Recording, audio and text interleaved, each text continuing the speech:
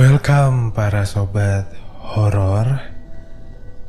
Selamat datang kembali di podcast Bagi Horor. Tentunya masih bareng aku Arga di sini.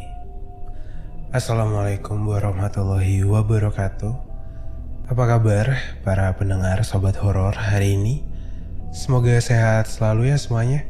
Dijauhkan dari segala macam penyakit, musibah, mara bahaya, dan semoga dilancarkan segala apapun urusannya hari ini. Amin, amin, amin. Asupan horor untuk kalian pada kesempatan hari ini berjudul Tetangga Berisik. Tetangga Berisik yang dikirimkan oleh Mirna. Oke. Langsung aja kita ke cerita tetangga berisik yang dikirimkan oleh Mirna. Tapi jangan lupa dulu buat follow Spotify buat yang belum follow, karena podcast Bagi Horor eksklusif di Spotify. Dan jangan lupa juga buat share episode ini ke seluruh sosial media kalian. Yang di YouTube pencet subscribe-nya wajib, oke? Oke, langsung aja kita masuk tetangga berisik dari Mirna. Pasang headset kalian, tutup pintu, matikan lampu. Podcast Bagi Horor siap membagikan ceritanya. Selamat mendengarkan. Tetangga Berisik. Halo Bang Arga, aku Mirna, salam kenal. Aku asli orang ... di sensor. Dan udah 25 tahun hidup di sini. Atau artinya seumur hidup aku tinggal di sini. Aku tinggal di rumah orang tuaku di pinggiran kota. Aku tinggal di rumah ini cuma berdua sama suamiku, karena kedua orang tuaku udah gak ada. Tapi meskipun di rumah tua yang besar ini, aku cuma tinggal berdua sama suami. Gak jarang Bude dan tanteku berkunjung ke sini karena mungkin mereka suka dengan suasana di kota ini. Dan mungkin tempat luas satu-satunya milik keluarga yang bisa buat kumpul keluarga besar ya cuma rumah bapakku ini. Ada satu cerita yang menakutkan beberapa bulan yang lalu di sini. Dan cerita itu adalah pengalaman pribadiku sendiri. Tapi sebelum masuk ke cerita, aku mau deskripsikan dulu tempat tinggalku yang satu ini biar nanti jelas pas masuk ke ceritanya. Jadi rumahku ini lokasinya agak jauh dari pusat kota. Dan rumah ini terletak berjejeran dengan beberapa rumah tua dan besar yang lainnya. Bisa dibayangin lah, buat para pendengar podcast Bagi Horor, mungkin yang pernah berkunjung ke rumah besar zaman dulu. Nah, tepat di samping rumahku ini atau rumah bapakku ini ada semacam taman bermain yang lumayan luas. Isinya ada ayunan, jungkat-jungkit, permainan ban karet, mainan mangkuk, dan lain-lain. Ya, selayaknya area bermain taman kanak-kanak.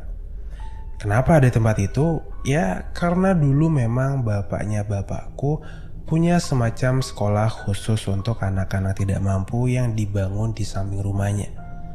Tapi sayangnya semenjak meninggalnya kakekku udah gak keurus dan akhirnya tutup. Dan yang tersisa cuma taman bermain inilah yang penampakannya sudah usang tergerus zaman. Nah, di sampingnya lagi berjajarlah beberapa rumah tua dan besar yang modelnya gak beda jauh sama rumah bapakku ini. Kemudian di depan rumah itu udah jalanan aspal yang gak seberapa ramai, tapi cukup berisik lah kalau lagi jam pergi atau pulang kerja.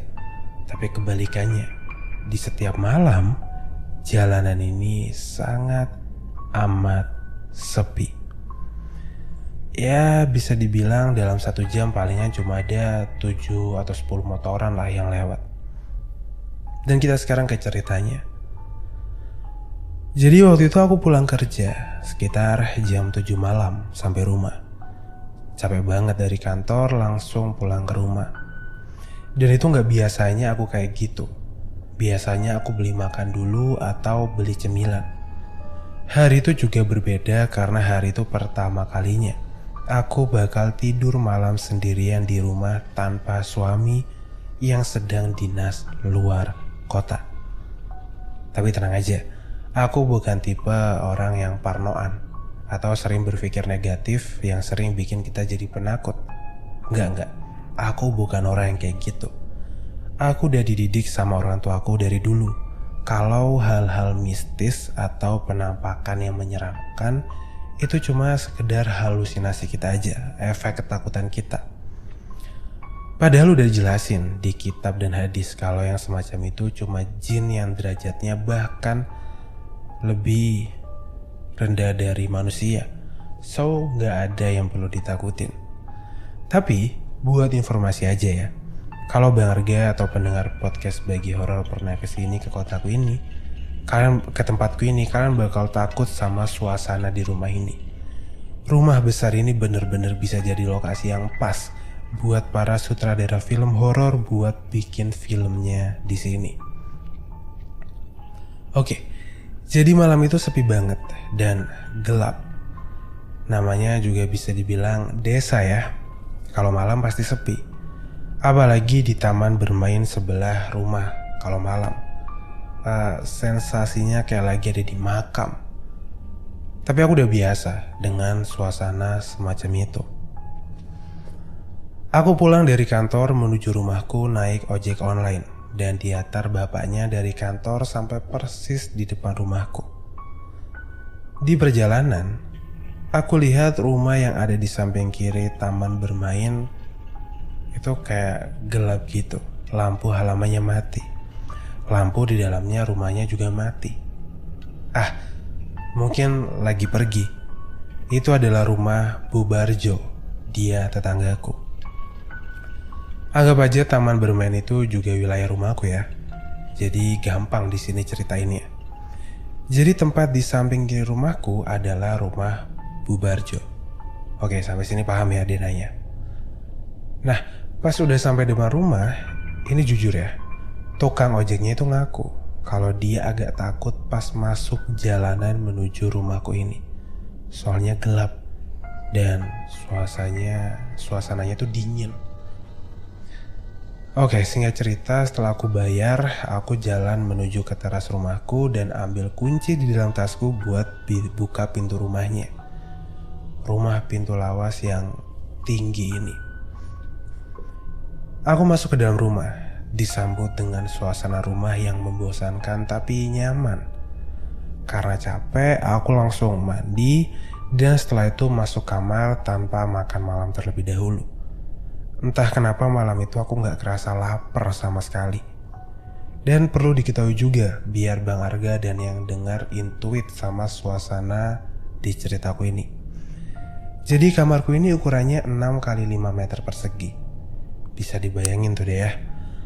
Aku tidur di kamar itu sendirian malam itu. Aku sama sekali gak kepikiran apapun yang berhubungan dengan hal mistis. Apalagi karena aku sedang sendirian di situ. Aku malah kepikiran suamiku yang lagi dinas luar kota. Karena bahaya juga kalau sampai terbesit pikiran-pikiran halus soal hal mistis sendirian di rumah sebesar itu. Bakal parno sendirian nanti. Semuanya bakal aman selama kalian terus berpikiran positif. Entah kenapa malam itu aku agak susah buat tidur. Yang biasanya sekitar 5 menit udah langsung terlelap, malam itu sampai beberapa jam. Mungkin karena capeknya badan yang gak biasanya secapek ini. Karena kurang nyaman pokoknya malam itu. Sekitar jam 12:30 pagi, aku berniat buat bangun dari tempat tidurku dan manasin susu yang aku punya di kulkas. Ya mungkin aja dengan minum susu hangat bisa bikin ngantuk. Tapi ada satu hal yang di luar rencana. Ada hal yang sama sekali gak terprediksikan akan terjadi di malam itu. Tiba-tiba aku dengar suara-suara berisik. Seperti banyak orang lagi kumpul ramai di rumah sebelah, alias di halaman teras depan rumah Bu Barjo. Aku sempat kepikiran, apa itu anak-anak lagi nongkrong ya? Atau malah maling lagi kumpul?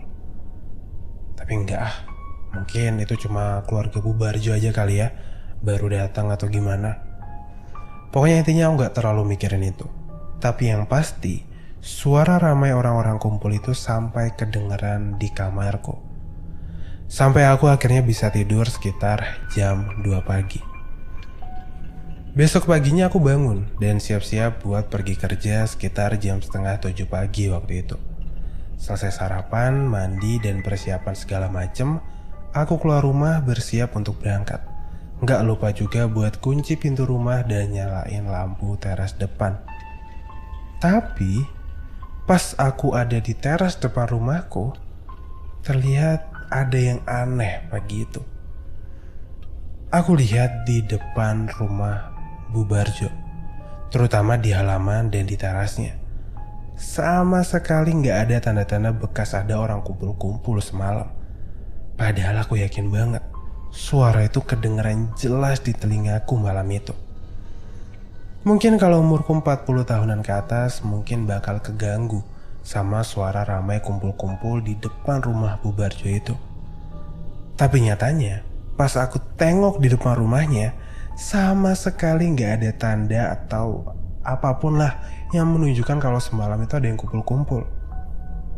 Wah, jaga kebersihan banget kali ya, rapi semuanya.